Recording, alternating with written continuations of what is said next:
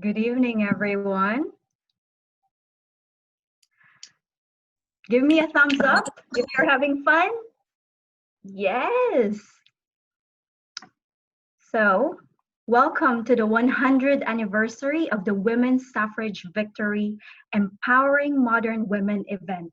My name is Diane Bautista, the chairwoman for the Somerset County Commission on the Status of Women, and I will be one of your moderators, as well as Ms. Shelley L. Bell, the vice chair for the Somerset County Commission on the Status of Women. So we are live on Facebook right now. And for all of our viewers out there, we can see you.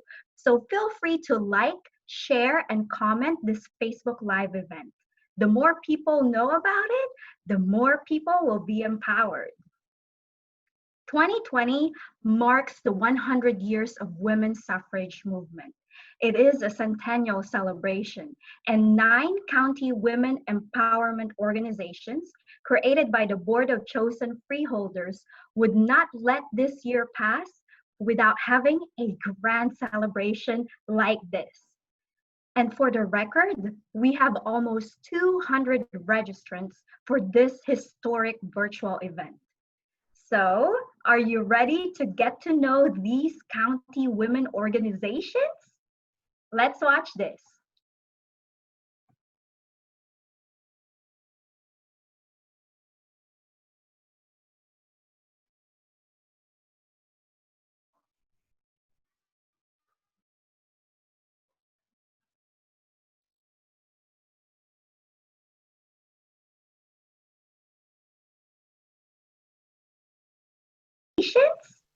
Let's watch this.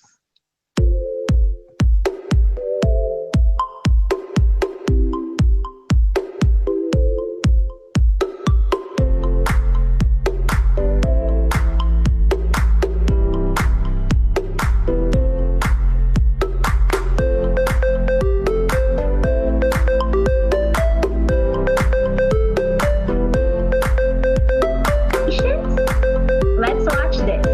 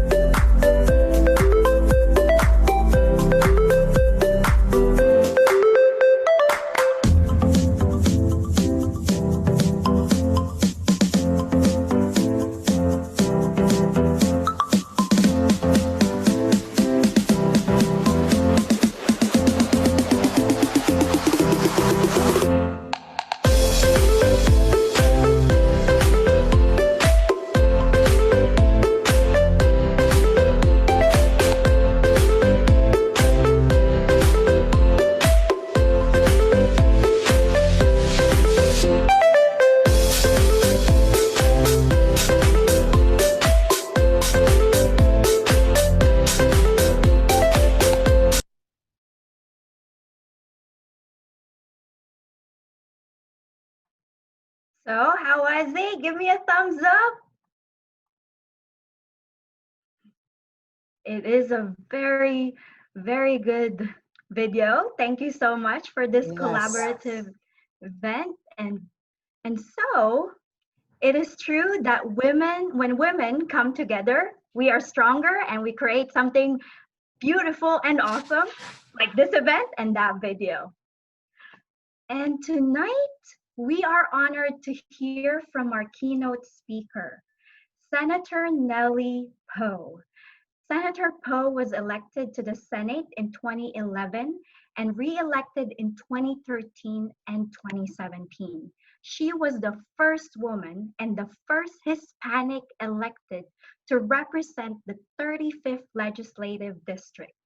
For over 23 years, Senator Pou has sponsored an array of legislations, many of which she has navigated into law, ranging from social justice and human rights, while also working with colleagues to ensure more diversity on the New Jersey Supreme Court.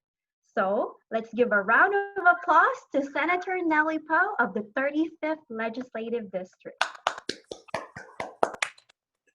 Thank you so very much. Somehow I think my name is indicated wrong. I don't know who Jerome Batista is, but I want to say hello. This is Nellie. So can you hear me, Diana? Oh, there you go. Senator, okay. And I already changed it. Well, thank you so very much. First of all, thank you again. And oh my goodness, what all these wonderful dynamic faces that I see around the screen here. It's so wonderful to be invited. Thank you so very much. I'm really very happy to be here today. So once again, hello everyone, and again, thank you to all the event organizers, to the moderators, to the esteemed speakers that I know that you'll have throughout your entire program, and to each and every one of you that are guests and have taken the time to be on this Zoom conference celebration, however way we want to make sure to do it and say it out there with a great deal of joy. I am really honored to join you this evening in celebration of a very important milestone. I'm sure, as you all know, the 100th anniversary of the 19th Amendment granting women the right to vote. You know, as the amendment reads, the right of citizens of the United States to vote shall not be denied or abridged by the United States or by any state on account of sex. When I read this, I'm reminded of so many things. So personally, let me say that I'm happy that the voices of strong, courageous women, suffragettes, as they were called, were finally heard. One of the leading suffragettes was New Jersey's very own Alice Paul, as you know. Alice Paul was born in Morristown, New Jersey at the end of the 1800s, before women could even vote. Throughout her life, she was ostracized for working towards voting equality between women and men. There will never be a new world order until women are part of it, Alice Paul once noted. And let us not forget that New Jersey has a rich heritage of many other groundbreaking women leaders.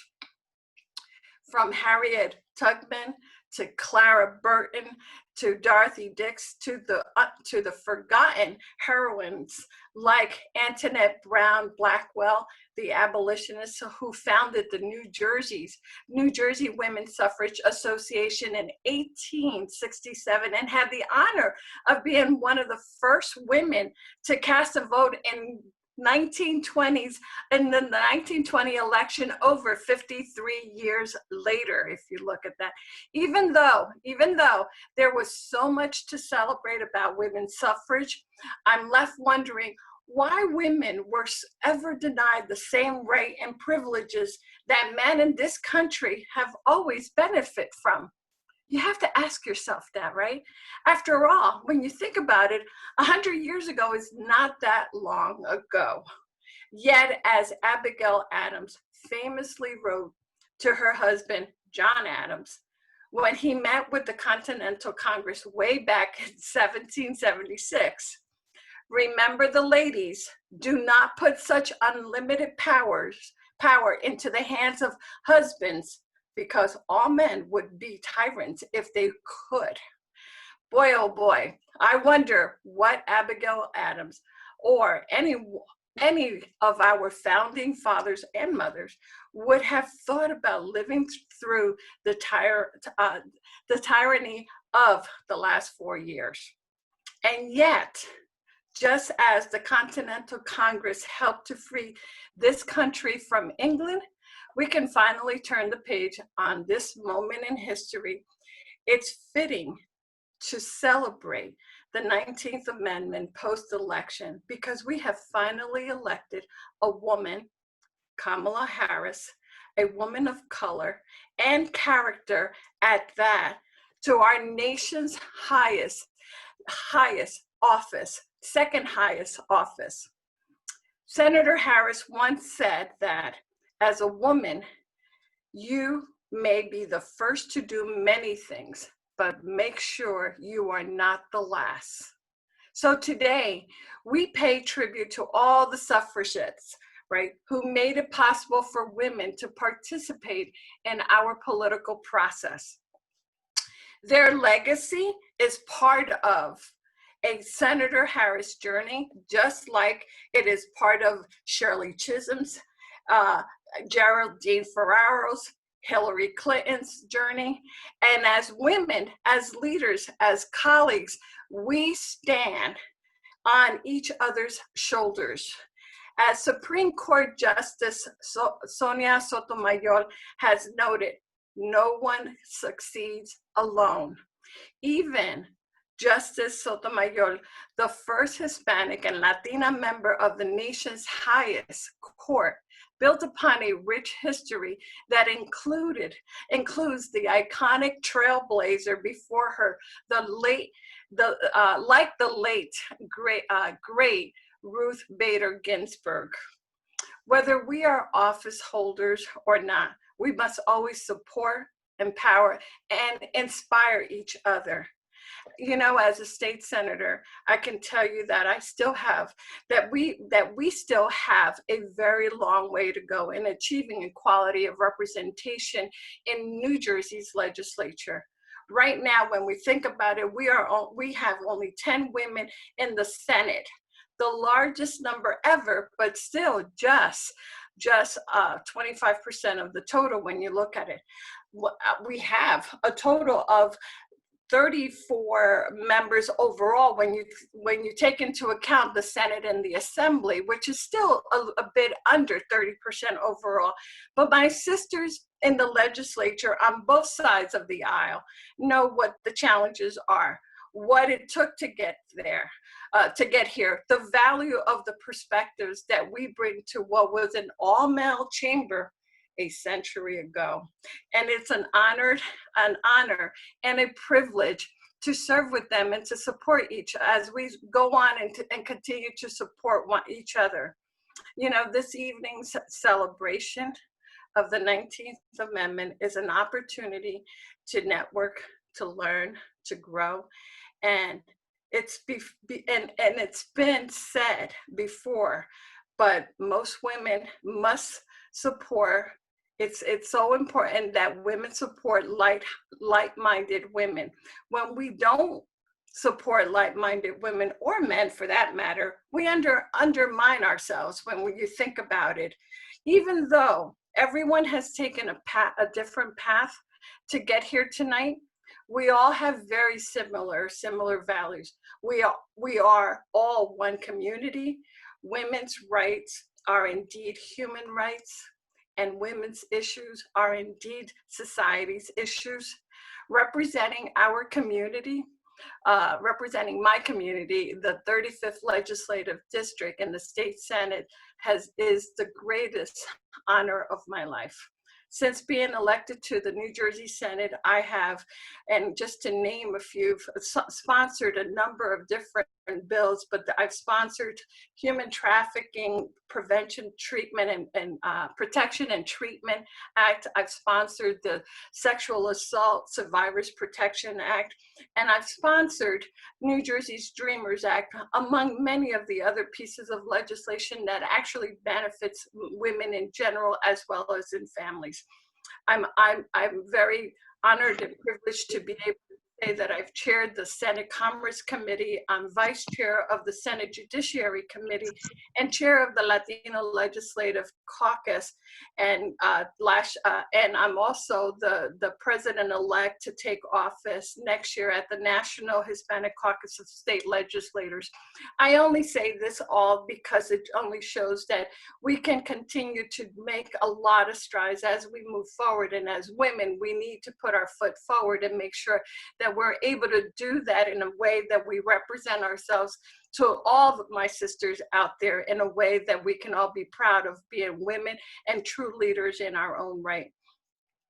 Throughout my career, I have always known that I can count on the support and guidance and insight of like-minded individuals.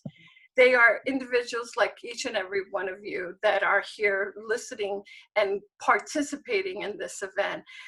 You have taken time out of your incredibly busy day, I'm sure, to honor the suffrage movement. But remember, as I said before, a century is not that long ago when you think about it. We need each other now more than ever to bring together, to bring people in our community, our state, and our nation together. So as we collectively heal and move forward together, let us reflect on the women, on where women have come from and where women are going. Thank you. Thank you so very much. I want to take this opportunity to say thank you to all of you. Thank you for giving me the honor and privilege to just say a few words to all of you. This is wonderful. Thank you for all the work you do. God bless you all.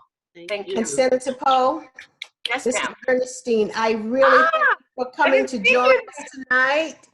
And ladies, Senator Pou was one of the first people on the Commission on the Status of Women for Passaic County when we started in 1998. Thank you again, Senator. Thank you. Thank you. I'm sorry, Ernestine, I didn't see you there. I was trying to, but thank you, ladies. It's been a real honor.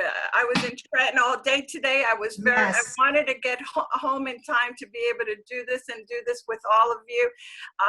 But it's wonderful. So keep up the great work. Thank you. Thank you. Thank you. Thank you so much, Senator Pou.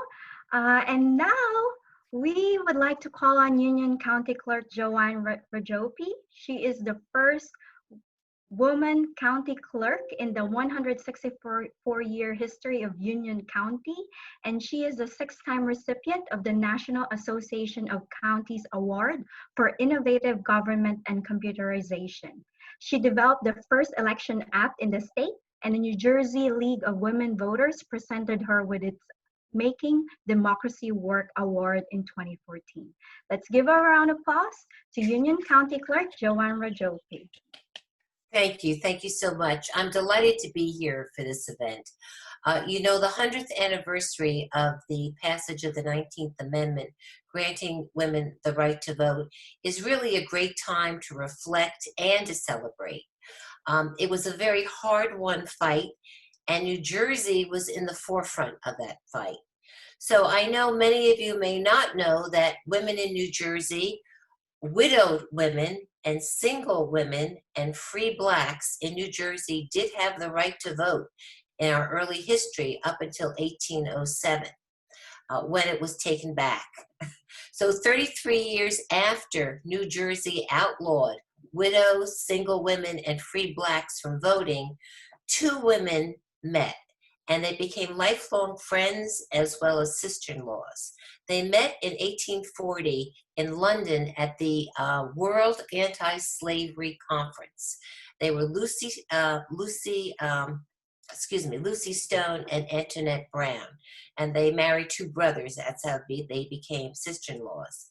But they were ardent anti-slavers, as well as women that believed in equality between the sexes. In fact, well, that's a different story. We won't go into that. But shortly after that, 8 years after that, it was Lucretia Mott and Elizabeth Cady Stanton that decided to hold a conference at Seneca Falls, New York. And it was there that they declared their Declaration of Sentiments, clearly stating that they believe men and women equal. And that was a revolutionary idea. In fact, Frederick Douglass who was their friend, was very much against them saying that they should have the right to vote. He was concerned about the outcome of that.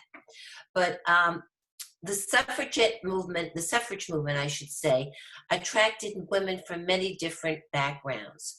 Quakers played a predominant role in the anti-slavery movement at the time.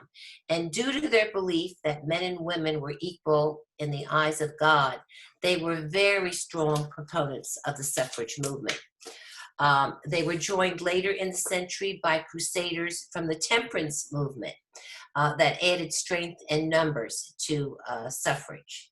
And then there were the efforts of the Reverend Florence Spearing Randolph. She was a leading Black New Jersey suffragist, and she started the New Jersey State Federation of Colored Women's Clubs.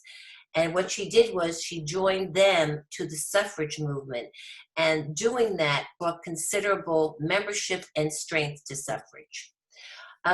Things were a little static up to about 1910, and then it took a New Jersey activist and another Quaker who was studying at the time at the London School of Economics to bring a change in the course of history. And that woman, of course, as Senator Pou mentioned, was Alice Paul. She was a true revolutionary in the sense that many people chafed at her tactics of civil disobedience. Women just didn't do what she did. It was highly unusual and very controversial, but she brought some innovative techniques to the suffrage movement. And what they did in turn was they brought front page publicity, they brought more support, and they brought money to the movement. So Alice, one of the great things she did was on the eve of Woodrow Wilson's inauguration, she created a tremendously large parade down Constitution Avenue in Washington, D.C., and women from across the country attended. Unfortunately, the parade turned into chaos when some male onlookers started to attack the women.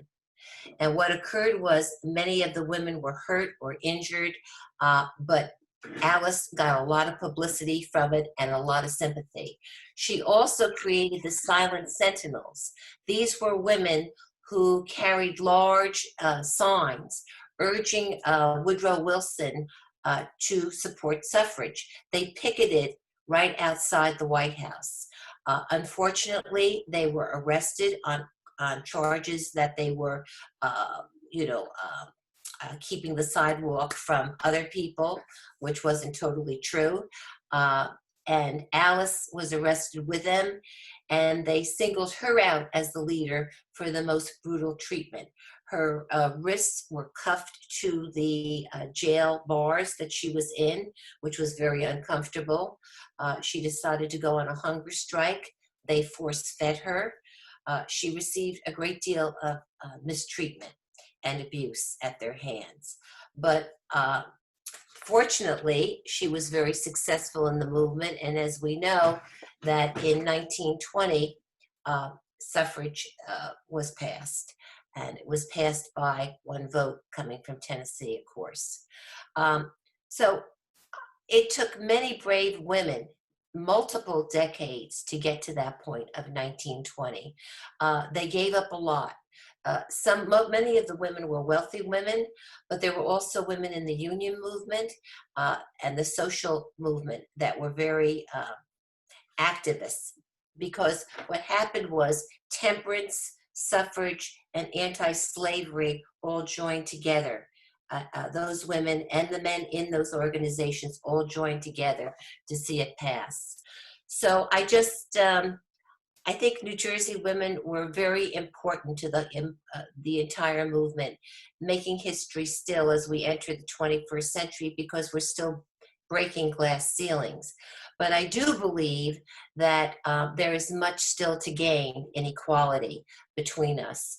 And I'm looking forward to the next century. I may not see the end of the next century, but I'm looking forward to it for my grandchildren, my granddaughters, that all women, regardless of their race, their culture, their religion, or their sexual preference, receive equal treatment wherever they go. So cheers to all of you here today, and thank you for your ongoing support for equality. Thank you so much, Ms. Joanne Rajoppi, for giving us a unique perspective on women's history. And we are humbled to have Senator Nellie Pou with us. Very inspirational and captivating. Thank you. And this is a perfect segue for our highly esteemed panelists. Are you guys ready? Give me a thumbs up. Nice! I love your smiles and I love your thumbs up. And I'm going to give the floor to Ms. Shelley L. Bell. Thank you so much, Diane. Join me in a round of applause for all the hard work that Diane has done, reminding us of all the times and making sure that we are here. Thank you so much. This has just been a great experience. It's just been a great collaboration, and I'm excited. As Diane mentioned, my name is Shelley Bell. I happen to be honored to serve as Vice Chair for the status on the Commission of Women for Somerset County. And so without further ado, I don't know about you, but we have an amazing panelist here, okay? And so what I would like them to do, as I call your name, just give us a 1-minute intro, your background maybe, you know, where you're from, what institution or organization you're affiliated with, and then we're gonna move right into the questions, okay? So here we go. And this is so cool, Diane, because we have almost 100 people here. So it's not even like I can see all of them in a row, but this is good. And so without further ado, let's start with Dr. Margaret M. McMenamin. She's president of Union County College. Let's give it up, Dr. Margaret. Thank you for joining us. Tell us a little bit about yourself. Okay, I'm president of Union County College for the last 10 years, a little over 10 years. I was born in New York, grew up in New Jersey. I'm not an expert at suffrage, but I know Joanne Rajoppi, and she is a fantastic historian. And she's also written a couple of books that any of you may want to look at. So look at Joanne Rajoppi's books. But I am interested in fairness, in equity, in opportunity. And as a young woman growing up in New Jersey, I saw multiple instances of lack of opportunity. I couldn't go to the college I wanted to go to because they didn't accept women at the time. So we are still fighting this battle, and I'm thrilled to be here to talk about women supporting other women and providing opportunities for as many people as possible. I see this group and you are inspiring me. Senator Pou, I'm honored to be in a panel with you and be on this webinar with you. You kicked it off and made us all feel like we're fighting the good fight. And I believe if we link arms together, we can make the world a better place. And I believe it's women who have to do it. I'm Roman Catholic also. I'll throw this in. If there were women in the hierarchy of the church, that scandal would have been nipped immediately. No woman would have been passing off pedophiles to other parishes. So my solution to all the world's problems is to get more women in leadership positions, and I'll shut up. Yes, thank you so much. That was a great intro, Dr. Margaret, thank you. And so with that, we're going to talk a little bit and recognize our esteemed freeholders, commissioners, elected officials. But, you know, in the midst of all of that, we have some phenomenal women who are joining us, who are really, really advocating for women and making sure that women are in key places. We have Nichelle Santos with Elect Women New Jersey. Nichelle, just give us a wave. I know she's here. I've seen her a little earlier. How are you? Good to see you. Good to see you. And then we have Roberta. Roberta was here, president from Somerset County Federation of Women. I know Roberta was on a little earlier. Roberta, are you still here? I am still here. Hello, everyone. Shelley, you're on mute. Okay, thank you. It's important to know who's here with you. This is a great opportunity to network, right, with other like-minded women. So Dr. Margaret, thank you so much. We're gonna move over to Rebecca Mark. Rebecca?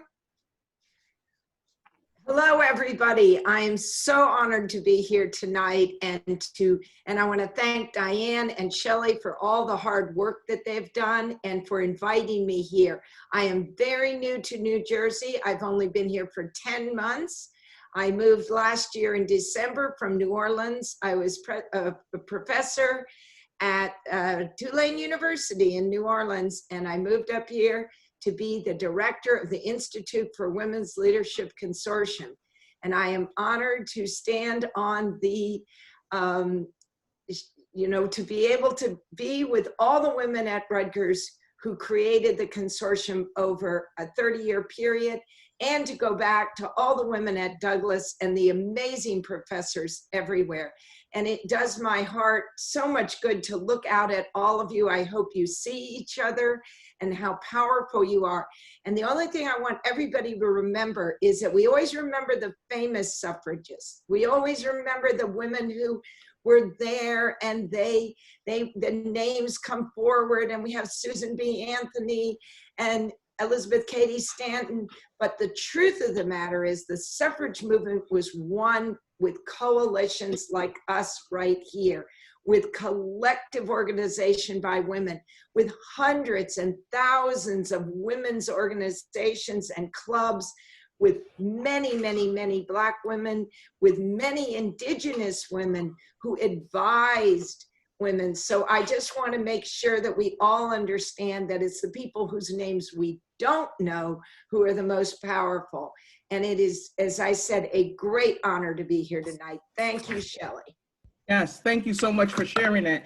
And in that same vein, right, we need to understand that there were tons of women who helped make this suffrage a reality. So when you think about African-American women, right, like the orator Frances Ellen and Ida B. Wells, and Native American women like Suzette LaFeche, and Latino women like Javada Adar, and lastly but not least, right, Asian American women like Mabel Ping-Yu Lee.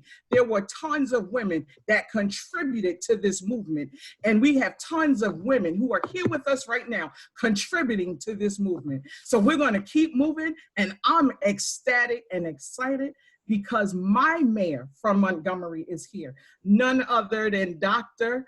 Sadaf Jaffer. Where are you, Mayor? Where are you? I'm right here. All right, yes. Happy to be here. So again, I'm Sadaf Jaffer. I'm the mayor of Montgomery Township. And, you know, I'm known for being the first South Asian woman to be a mayor in New Jersey and the first Muslim woman to serve as a mayor in the United States. Happy to be in those roles, but really looking forward to seeing more women from diverse backgrounds in positions of power and authority. In New Jersey, out of 565 municipalities, only 89 have women mayors. So we have a long way to go in terms of women's representation in local government. In addition to that, I teach at Princeton University. I'm a postdoctoral fellow in South Asian Studies, and I teach a lot about women's writings from around the world. So empowering women, the solidarity between women all over the world is really important to me. And it's great to see all of you and be a part of this panel. Thank you so much, Dr. Jaffer. Moving right along, another sister friend, co-laborer, making sure that women are excelling in education. And I have the pleasure of working with her, Dr. Joanne Noel. Well, thank you so very much, Ms. Shelley Bell, and thank you so very much also, Diane, and to the women in this panel, and the probably very diverse women in the audience. I am just tickled pink and pleased as punch to be among this auspicious gathering. Certainly what Rebecca did was she piqued my curiosity to determine if any Caribbean women were among the suffragettes, and it's certainly something I'm going to go back now and research. So I'm happy to be here. I am one of the associate deans at Pillar College. I've been an educator for 20 plus years. I've been at Pillar College for 11 years. I love advocating for women, young women, older women. I like seeing women empowered. I want women to win at all levels of leadership, not just in government, but in education, in the household, even in terms of their relationship. I want to see women win. So again, I'm happy to be here and to be part of this discussion. Thank you so much, Dr. Noel. I'm glad to see our liaison and our deputy director, Commissioner Sarah. So you give us a wave, Commissioner Sarah, good to see you. And I know Melanie was here earlier. Thank you so much for joining us. And we're gonna move on and we're gonna ask Dr. Barbara to unmute yourself. Hi, everyone. I'm Barbara Ridener, and I am the Dean of the College of Education at Kean University. And just like Rebecca, I am brand new to New Jersey. I actually moved here in last December also. So less than a year in New Jersey. I'm a native Floridian. And so as many people moved from New Jersey down to Florida, I came the other way and couldn't be happier that I have. Having been in education for about almost 30 years or so now, you know, I've seen a lot of progress and still a long way for us to go. One of the exciting things I find about teacher preparation and about working in classrooms with children is that not only do you have an opportunity to help them learn subjects and learn content, but you have an opportunity to get them to practice their voice, to experience their voice and experience their voice in relationship to one another in the classroom. And I find that so exciting because I think that those are the skills that we want them to bring into our society so that women can hear their own voice and that men know also how to listen to women's voices. So I'm really excited about what everyone has been saying so far, and I look forward to getting to know everyone further. All right, thank you so much, panelists, for introducing yourselves. We're gonna move right into our questions right now. I'm gonna ask you to just be mindful. We just want to keep it maybe an answer like to a minute or two, if that's okay. And so my role here is just to make sure that we just keep the program flowing, right? And so with that, we talked a lot and we know that, you know, women, nothing is never handed to us, right? We all agree, we always have to fight for everything. I don't know about you, but some days I just get tired of knocking doors down. I just want to be able to walk through the door, right? And so with that, we realized that the right to vote wasn't simply handed to us, but it was a result led by many women from different walks and paths of life. And so my first question is this: what roles do race, class, and ability particularly play in access to voting rights?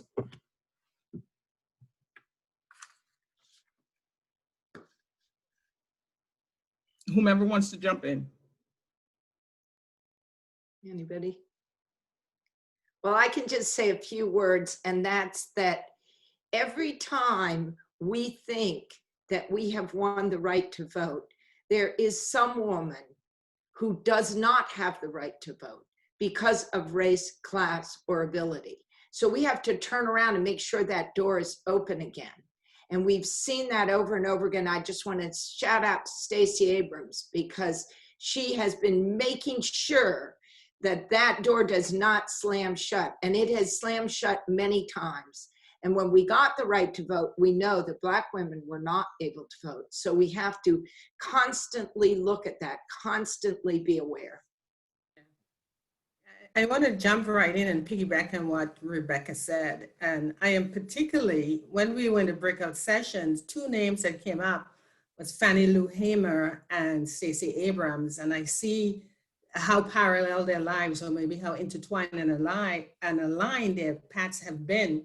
Because as many of us in this panel and listening to this conversation know that race plays a part in access to voting rights. When I think about Fannie Lou Hamer, the fact that just because of the fact that she and several others registered to vote, she was victimized, marginalized, and oppressed and harassed by the police. And when she led many to register to vote, she was jailed and beaten, you know, and that left her physically incapacitated. And one of the reasons she embarked on that campaign was that she was incensed by the efforts that were in place to deny Blacks, to deny women and Blacks the right to vote, even in, you know, after the 1920s. And some of the hindrances, I'm sorry, I'm going to wrap it up because you said keep it to 1 or 2 minutes. And some of the hindrances that were put in place against women of color was voting, as you know, with a literacy test that was set up. You know, so race played an important role in mitigating women's right to vote back then. And now in our present time, we have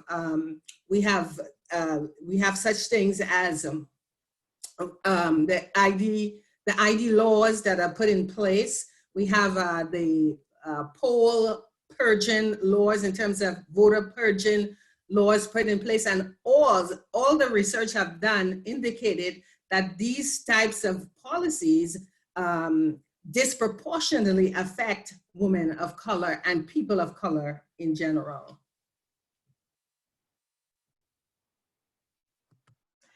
And I think I'll jump in from there, because what it's shown is that just because women won the right to vote and people were given the right to vote doesn't mean they always showed up. Access to voting places, the ability to get there, transportation. That's why it was so important this election. The mail-in ballots gave everyone who could not get out of work or who could not get to a polling place, it gave them the right to cast their vote and have their voice heard. The other thing is that voting behavior, there's been a steady decline up until recently, from like 1960 to 1990 of those showing up to vote. And that's mostly because people didn't feel that their voice was being heard and that they were being represented by the vote. And I think that the latest advocacy really is showing that when we speak up and when we show up and make our voice heard, that it makes a difference. Absolutely. And we have to remember that, you know, numbers make a difference. And so we have to stay true to that and continue to move that movement forward and make sure that others join with us on board, you know. And so with that, let me just ask you this. The years leading up to the 1920 election, right, looked very similar to the election we just had. You know, there was political campaigns, there was protesting, yes, even a pandemic. So drawing connections between the era during the 1918-1919 flu and coronavirus period that we're living in today is very similar. What impact did the 1918-19 pandemic have on the women's suffrage movement? This is a two-part question, but I'll just leave it there for now.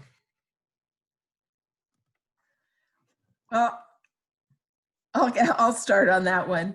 One of the things that I realized as I was considering this question was that women were able to volunteer. And so by volunteering, by working in service roles, they were able to show their contributions to the community and thereby showing their patriotism. Through this, they were able to help convince men to vote for, to give them the right to vote. Because it's important to remember that women at that time did not have the right to vote. So they had to count on getting those who could vote on their side. Okay, thank you. So let's move on to part two, right? Dr. Noel, this is for you. What impact has the coronavirus pandemic had on the protests for racial justice today? Well, that's interesting. Well, I think that because people and if you're talking about racial justice, I think because people were quarantined, that created a kind of context in which people became sitting ducks. And so they had to pay attention to what was happening politically because we were quarantined, and so we had a captive audience. And so because we were a captive audience for the first time, many of us who didn't understand what privilege was, who didn't understand what systemic racism was and how it was being manifested, we had the opportunity to hear to rehear, the historical oppression. We had the opportunity to hear people's stories. And because again, we were a captive audience, it resonated. People's experiences and stories and narratives impacted us, and we were able to empathize and sympathize and engage. And even though because there was this pandemic, we didn't allow the pandemic. Well, I certainly didn't. I mean, I masked up and I put on my t-shirt, Jesus for Justice. And I went out there saying, injustice anywhere is a threat to justice everywhere. And I had my sign, so I think that first of all, it made us a captive audience. And secondly, because of the nature of injustice and oppression was so real and became so tangible to many of us that we took precautions and we went out there and we marched and we made a difference. I would like to think we made a difference. There was cancel culture, but only the culture that had been oppressive and had marginalized men and women of color for so many generations. Okay, thank you. I have to agree. But I'm going to stay focused because I want to chime in, right? But I'm trying to stay focused because we have to get through these questions. This is a discussion. I think that she can chime in. But let me just say this, right? Yes. So the fight, we all know that the fight was not just about the right to vote, right? But it was for equality for all women in all walks of life. So with that, Rebecca, let me ask you this. What do you think some of the lessons that we can learn from the suffrage movement today that we can apply to equal rights?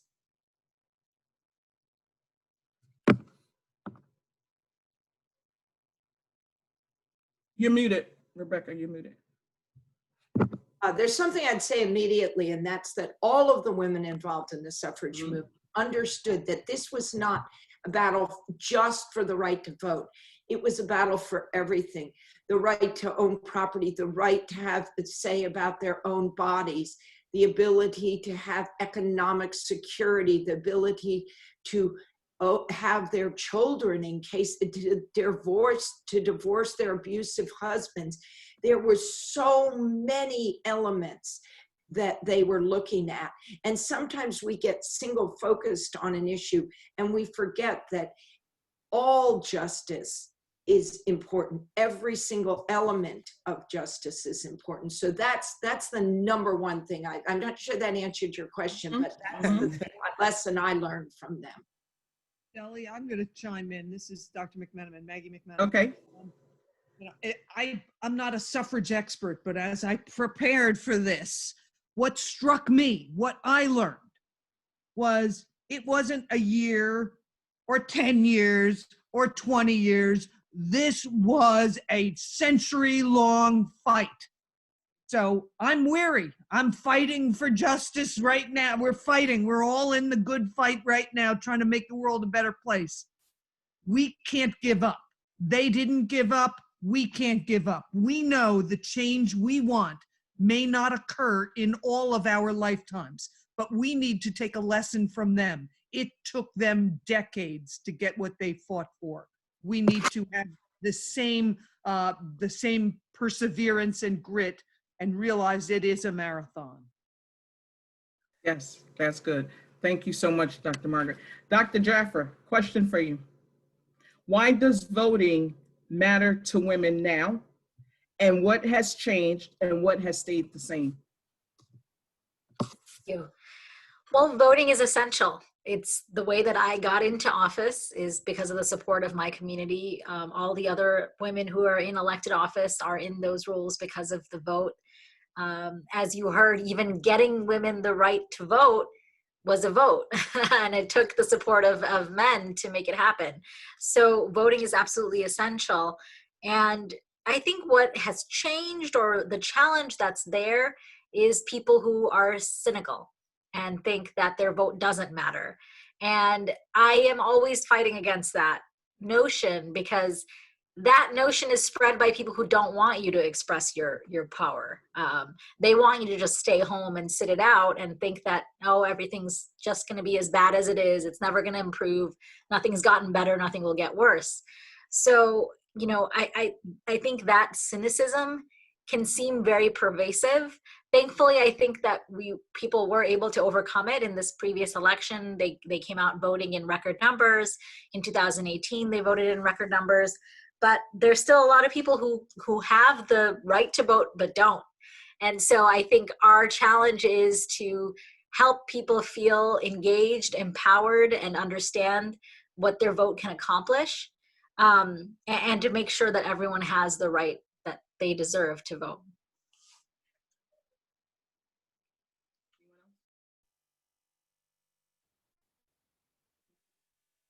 Thank you so much, Dr. Jaffer.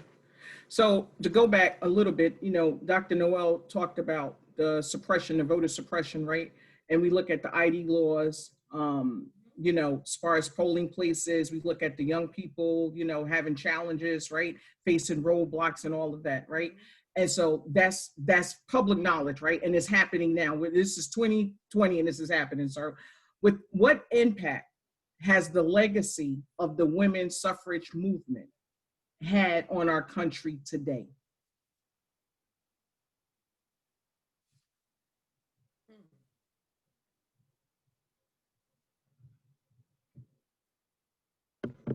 That question is open to any of the panelists. All right, I'll answer it while they get their thoughts together. I think it made men realize that when we do organize, we can make change. I think it put them on warning, scared them a little bit. Let them know we are a force when we organize. We are a force when we organize. And I would add that the women's suffrage movement never ended. It's continuing today. And it's continuing for so many people that need to feel like their vote counts, to know that they can elect women to office. And that is and that they can run for office. So those women are right there. When I saw the monument that was established for Elizabeth Cady Stanton and Sojourner Truth and Susan B. Anthony, there were young people standing there and they didn't know who the women were. And so I hope that we just educate. I'm an educator, I'm a professor, but we need to constantly tell the next generation. So there were so many women there that were so excited and were wearing the banners and everything, but there were literally young women in their 20s who had no idea who those three women were. So I just hope we take that very, very seriously, because the suffrage movement is still going on. Until we have as many women in public office as we have men, this fight hasn't begun to be over. I agree with you, Rebecca. Thank you. We still have a long ways to go, right? So for the other panelists, what are your thoughts? Tell us very quickly, what do you think still needs to be done? So Rebecca touched on a couple of things, Margaret talked about it, but what else can we do, right? So this is historic, right? We have Vice President-elect Harris, woo-hoo, yes, right? As Vice President, this is taking place in January. The timing is perfect, right? And we're celebrating this movement. But what else can we do? How do we move forward? How do we stay connected? How do we build bigger bases and massive organizations and continue to educate people? What are some of your thoughts? And that's our last, we're gonna close out with that question. I'd like to say something.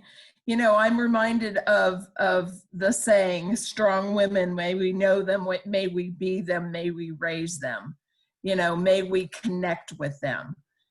If we allow ourselves to support gender blind policies then we are still going to be at the benefiting men, because many careers are still unequally represented by men.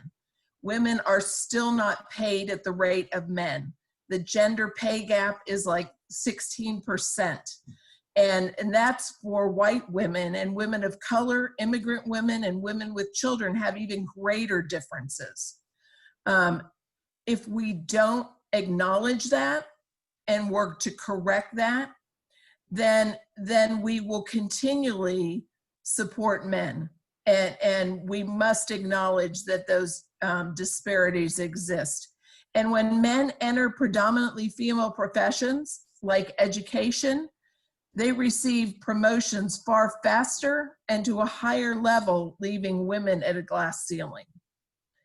And so I think there's still a long way to go, but together we can move forward. I think I totally agree with what Barbara just said, and I just want to support that statement. And I say one of the things that we can do to continue to win is to ensure that we are educating, empowering, and mentoring the next generation of women, that we function as those of us who have achieved a measure of success in our field, that we function as those, as pathfinders, and we provide the shoulders for which the next generation can stand on.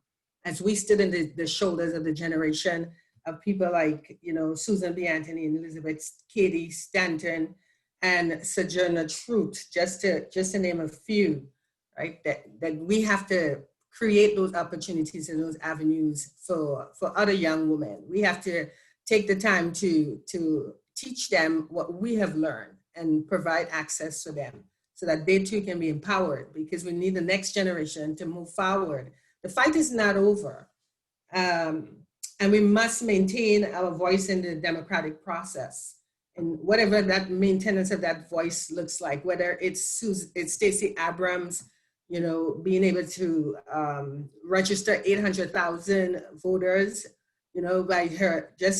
by being able to move a city on certain policies and procedures and practices. And women, we need to get involved and not think that we have arrived and forget that the fight continues. Yes, we have one woman in one of the highest places in our political arena, but she's just one, and there are so many others, So the fight has to continue. It's not over until women are equally represented in every sphere of this great nation.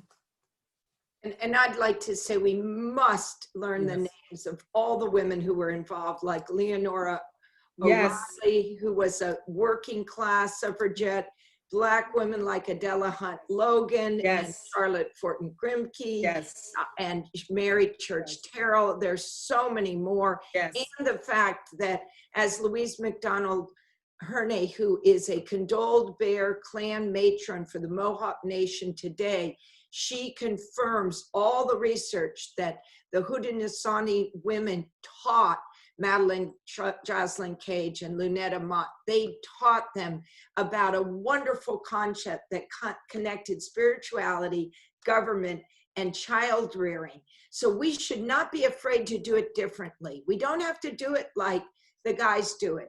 We can think of government completely differently. Imagine a new world in which we are the ones in charge and we decide what the values are. And thank you to everyone. That was great. That was absolutely great. Join me in a round of applause for these esteemed panelists. Great conversation. Thank you so much for your spirit of transparency. Thank you for availing yourselves. Just want to open it up for Q&A, but before I do that, just want to recognize Paula Salami, the clerk from Mercer County. Thank you so much for being with us. I think she has to jump off soon, so thank you. And we'll do some more acknowledgements and recognition soon. But we also had some great, Diane, I don't know if you were able to check out the chat, but there was some great comments, some questions, I think, in the chat. And while Diane is taking a look at that, I want to open it up now, open the floor for Q&A.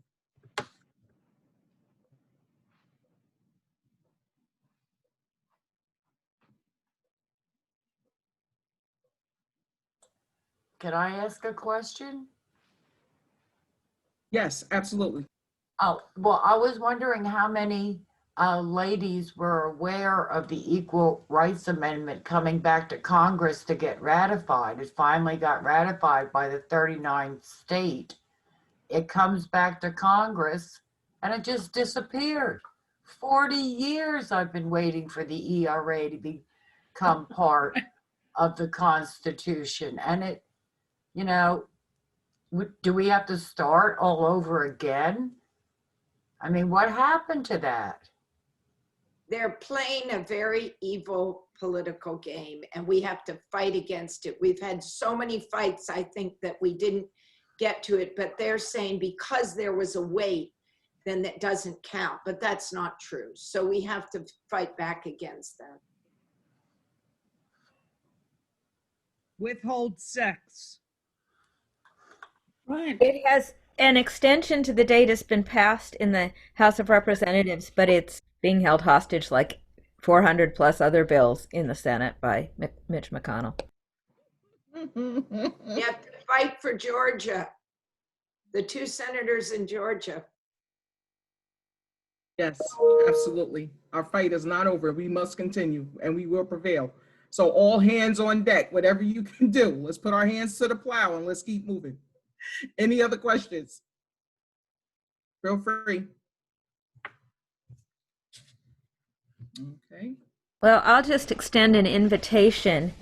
I did a program on New Jersey women's suffrage and also on national women's suffrage, and there are recorded versions of them on my website at tellingherstories.com. So if you want to spend an hour taking a deep dive into either of those, I invite you to do that. I have a question for all of the panelists.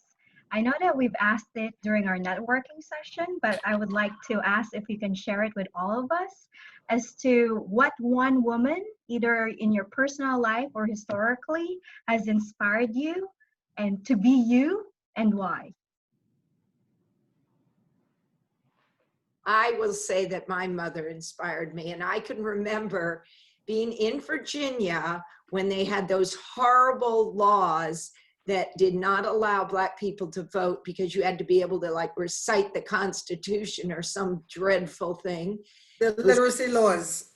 Yeah, those horrible laws. And my mom dressed me up in a Victorian girl's outfit, and we stood there and in the shopping mall and got signatures in order to have those laws taken away. And I fought by her side for many, many, many years. And they were called, you know, these laws were abusive.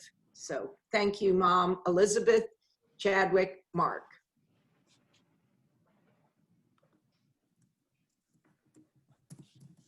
So I can maybe speak to that.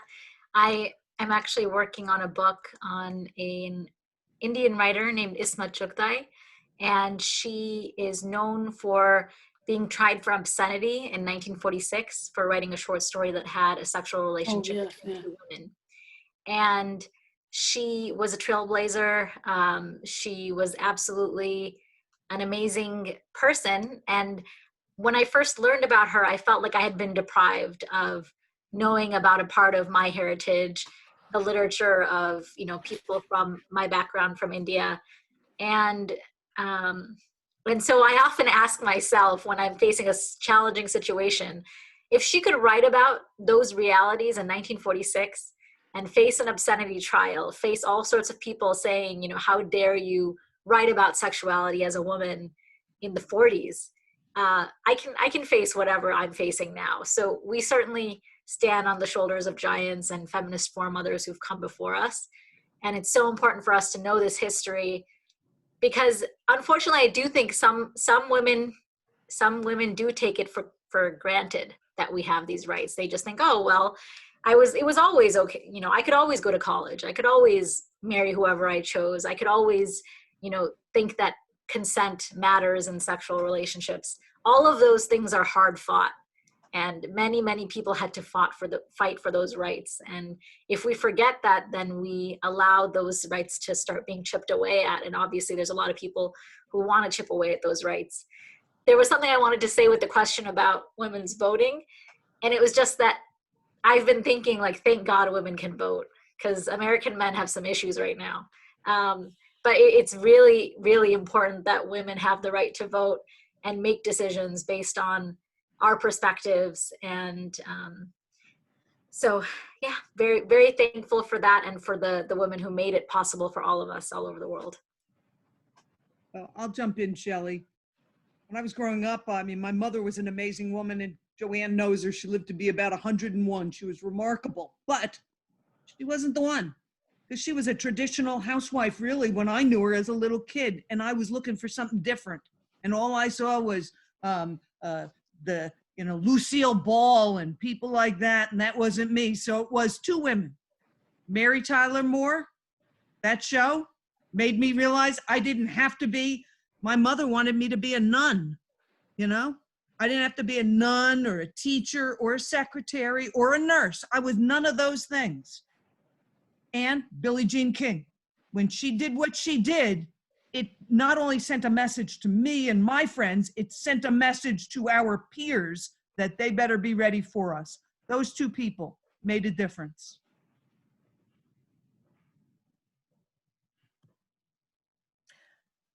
For me, it was my mother who probably impacted my life the most.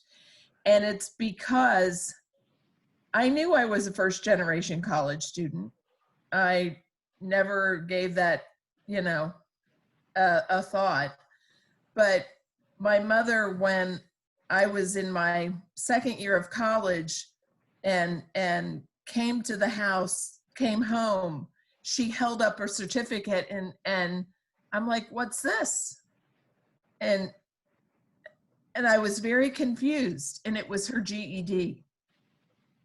I had no idea that she had never graduated high school. And yet she instilled in me that there were no opportunities that I could not pursue.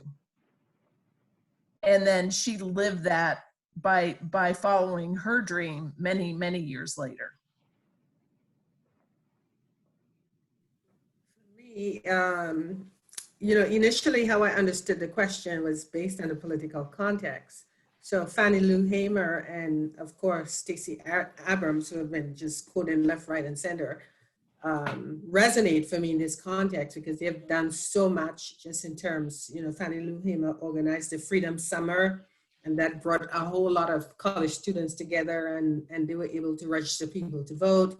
And then Stacey Abrams, we know the story. So from a political perspective, I'm just resonating with how they have empowered people and, empowered and given the opportunity for, women to have a voice. But also, I want to support what I've been hearing from the panelists just in terms of, that female empowerment that comes from, my mom.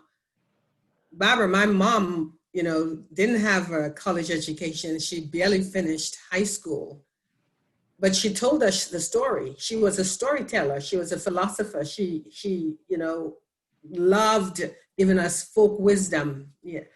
And she instilled in me this great sense of this great education ethic. And so now I'm proud to say that I'm Estelita Viola's daughter. All the degrees I have, they are for the woman who I did not know, my great-great-grandmother, my great-great-grandmother. Sorry, my great-great-great-grandmother, my great-great-grandmother, my great-grandmother, my grandmother, and my mother, because my mother stood on the shoulders. She always talked about her mother and her grandmother before her. So, kudos to my mother who paved the way, who taught me that, Joanne, you can achieve anything you want to if you put your mind on it. And I'm grateful for that. I'm grateful for that opportunity. Thank you for listening to my stories. Yeah, that was good. No, I'm going to ask Senator Nellie and Clerk Rajoppi the same question. Who inspired you and why? Well, believe it or not, it was a man. It was my father. I came from a traditional Italian family, and there were only two girls, no boys. And my sister was the oldest, and I was the youngest. And my father always said to us, you can do whatever you want to do. So my sister was the first, the only woman in her law school class at GW University in the 60s.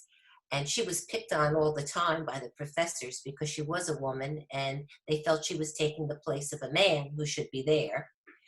And I started a pre-med course, which I was, alone in terms of my gender.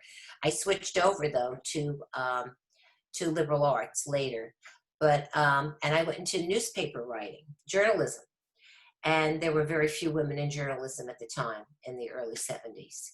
So we really didn't know that women couldn't do things until we went out in the world and found out all of these constrictions that men put there to keep you in your place.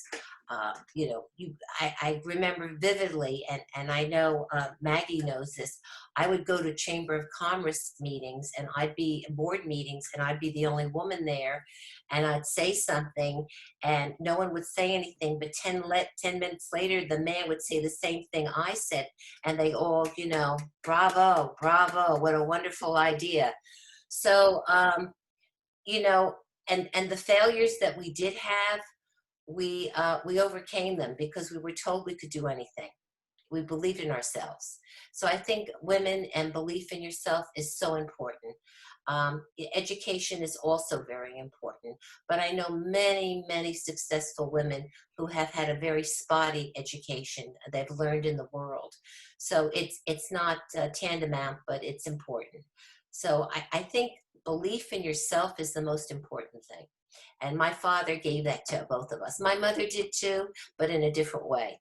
So I have kudos to my father. That was great, Joanne. Let me just make mention that I was thinking of the question, and often we're often asked that question, and I don't know that there's any. All of us can think of someone in our family like our parent. I know that I can tell you that I attribute different things in my life that's been inspired by both my mom and my dad. But I also want to make mention, and I just want to take a moment to explain what that means. So for my mom was the kind of woman that really had very little formal education. She didn't have that. But yet she, in my mind and in my world all along, I thought she was the most brightest woman ever. She absolutely created an opportunity for our families to become the hub of everything.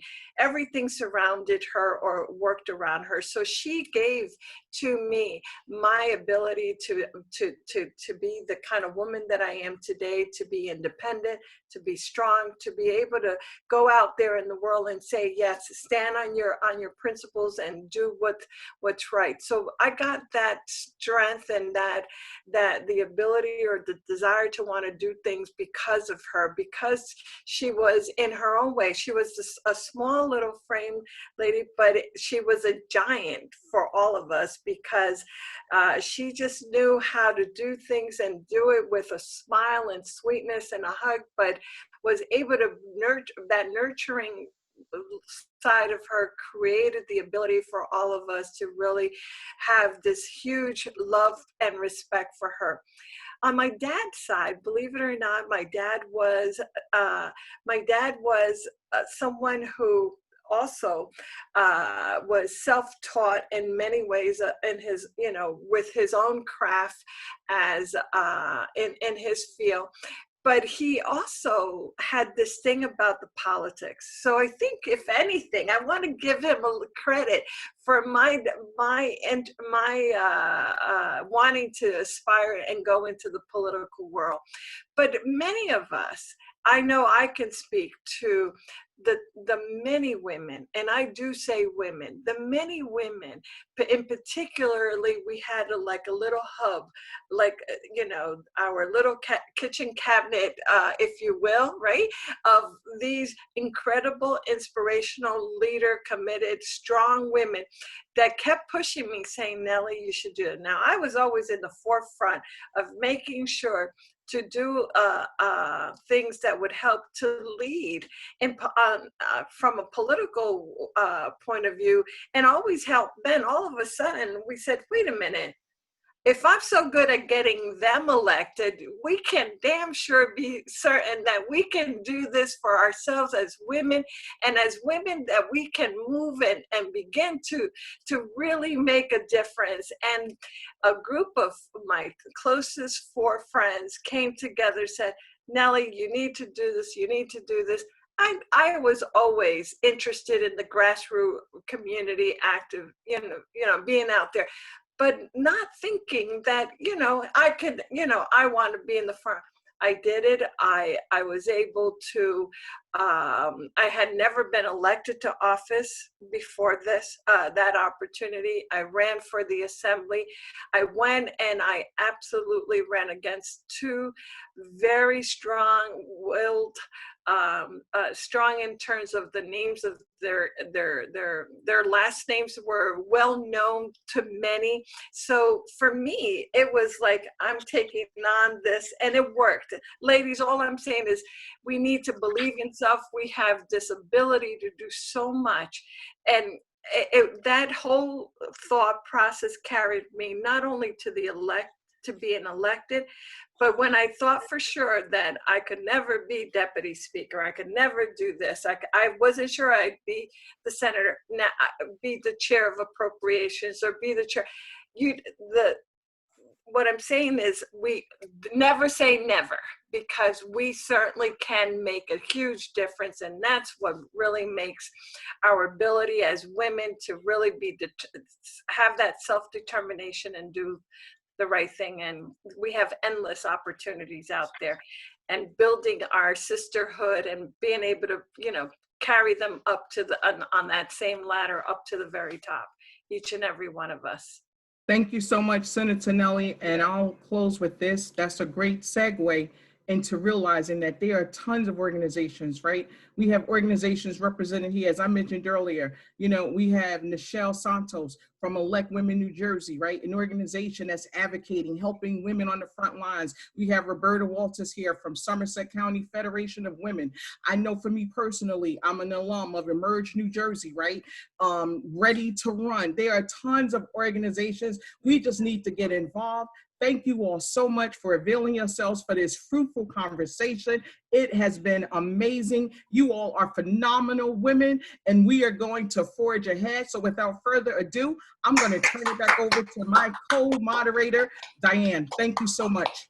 Hi, thank you so much. Wow, right? Like, let's give a round of applause to Sally Elbell and our esteemed panelists, and Senator Nellie Pou and Clerk Rajoppi. Shelly, you did such a phenomenal job. Thank you so much. And we still have one more guest, so don't leave yet.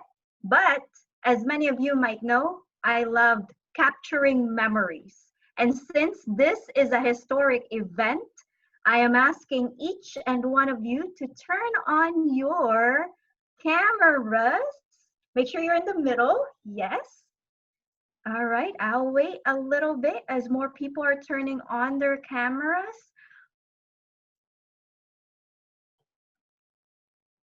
All right, thank you so much. It is a very encouraging group of women.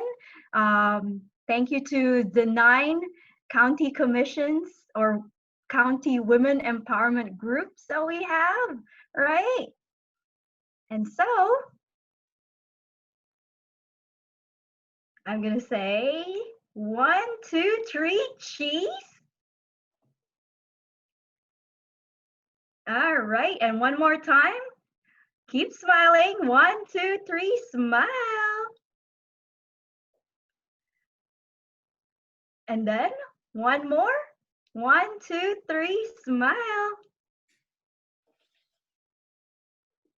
All right, everyone, thank you so much.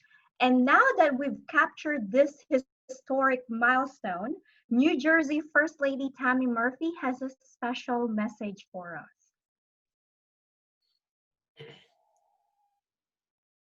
Hello everyone, this is First Lady Tammy Murphy. It is my honor to join the Multi-County Commission on the Status of Women in celebrating the 100th anniversary of the passage and signing of the 19th Amendment to the Constitution. That is 100 years of women having a say in the laws that govern us. This moment in history is made even more meaningful by the election of Kamala Harris to the office of Vice President. What an incredible message to send to every little girl in this country on the 100th anniversary of women's suffrage. And while we still have a great deal of work to do in reaching the full participation of women in leadership at all levels of decision-making, political, economic, and public life, we must pause for a moment to look back and celebrate how far we have come. And there is perhaps no better evidence of our progress than the young women leading the movement towards an inclusive future. These women stand on the shoulders of giants, the shoulders of our mothers and grandmothers, and the shoulders of suffragists who advocated, protested, and endured physical assault and imprisonment, all to gain the right to vote. Earning the right to vote is a milestone achievement in the course of women's history in our country. But the greater lesson is in understanding the generations of persistence it took to reach this milestone, and recognizing that for women of color, the fight for suffrage did not end in 1920. It continues today. What lessons can we learn from the generations of women who came before us? Do not be discouraged. Persist. Your voice matters. Suffragists waged 56 electoral campaigns in 31 states to win the right to vote for women. They lost 41 of those drives, but they never quit. By the time the 1920 presidential election approached, and without the 19th Amendment, women had already earned the right to vote for president in 30 of the 48 states. This was the direct result of the work of suffragists on the state, city, and local levels. The right to vote is perhaps our most sacred democratic value, and it is our chance to continue the tradition of autonomy that took our grandmothers and great-grandmothers 144 years to earn. Now, in 2020, the celebration of that victory must drive us onward. To be good stewards of the gift they gave us, we must constantly ask ourselves, what more can we do to advance the participation of women in every sphere of life? And that is something that we can only do together. One voice alone is not enough. There must be a chorus of voices calling for change, and those voices must be inclusive of all women, regardless of race, ethnicity, religion, gender identity, sexuality, or citizenship. I urge you to celebrate this milestone not as a stopping point for the women's movement, but as a reminder of what we can accomplish when we join together. And together, New Jersey women will continue to make history. That was amazing. Thank you so much, First Lady Tammy Murphy, a champion and a role model for all women and girls. And just to echo First Lady Tammy Murphy, do not be discouraged, persist, and our voice matters. And as you can see, as women are leaders, trailblazers, and unstoppable forces, especially when we work together.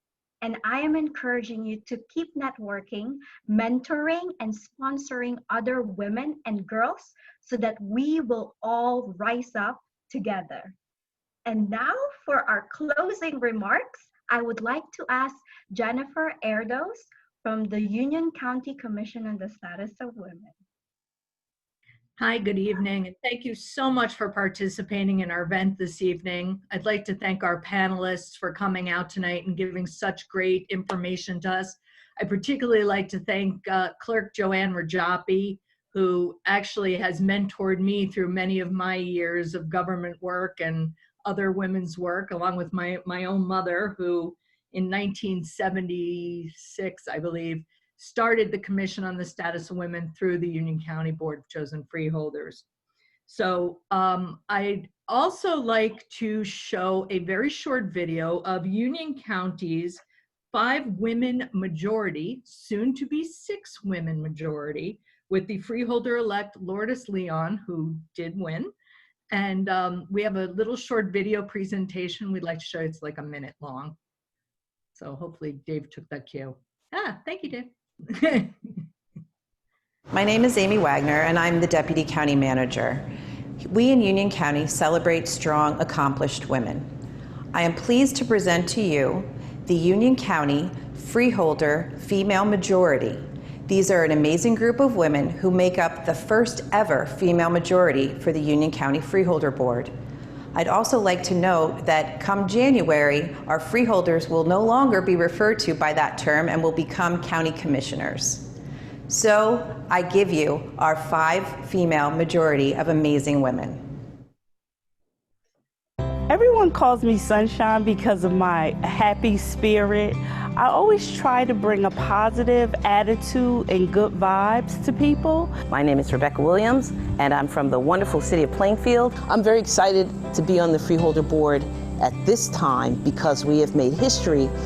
This is the first time that we have 5 women serving on the Freeholder Board. It's been a great opportunity and exciting for me to be to have been elected as one of the freeholders. And I think that we provide so many different backgrounds. The moment that the Union County Freeholder Board was able to become a majority female board with the support of so many amazing representatives from around the county, it really demonstrated that anything was possible.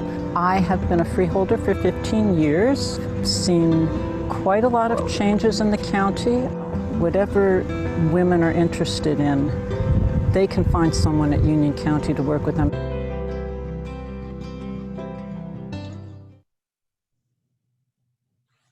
So thank you so much for watching that short video piece of the freeholders that support my everyday. Not only am I on the Union County Commission on the Status of Women, which all these other women are on their commissions in their counties, but I also run Union County's Office on Women that started in 2016. We saw a need to have an Office on Women, and we're trying to do these kinds of events as often as we can, promoting women's issues, talking to women about what their needs are in the community and things alike. So thank you again, panelists. Thank you again, Senator Pou. Thank you, Joanne Rajoppi, for coming out.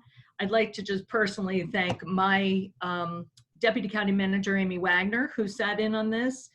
Kim Palmieri Muded is a freeholder, and she is the freeholder liaison from the Board of Chosen Freeholders to the Commission in Union County. And she also was on this call. Several other freeholders, Angela Garrettson, Betty Jane Kowalski, thank you, thank you, thank you, thank you. Your support is always welcome. I'd like to thank Bergen County's Board of Commissioners with a special thank you to Mary Amoroso, who is the chairwoman of that board, and Michelle Diorgio, I'm probably pronouncing that wrong, my apologies, who is the chief of staff and the commissioner on the commission. Morris County Board of Freeholders, their entire freeholder staff. My phone is ringing endlessly, I apologize. Passaic County, Somerset County, thank you for bringing this to the table and gathering us. Somerset County approached Union County almost a year ago. And we took some time, but we got it together. Thank you, Diane and Shelley, both for your commitment. Gloucester County Freeholders, Cape May County Freeholders, of course, First Lady Murphy for her video. That was beyond anything I could have wished for. This was a tremendous event for all of us. I very much appreciate your participation, and hopefully we'll have another one soon. Thank you.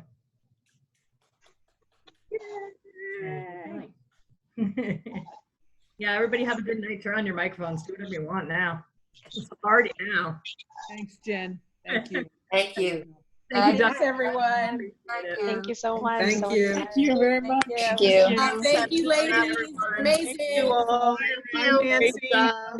Nice meeting you. Thanks, William. We'll see you again. Thank you. Everyone. Good night. And also thank you for our IT guys, Rob and David. Yes, thank you. Yes. You're the best. Great job, everyone. Thank you. Thank you. Thank you. Very good. That's great. Congrats. Big success. Thank you. Thank you, Dr. McMenamin, Dr. Anxiety going into these things. So this was a big success. Wonderful for you. Wonderful for this group. It's our very first multi-county event. It's great, great, great, because New Jersey's so small, we go county to county all the time. This is wonderful. Get that ERA passed. Listen to that woman. Get that ERA. I see you there. I love Lady Bird Johnson's words on the ERA, calling it the right thing to do.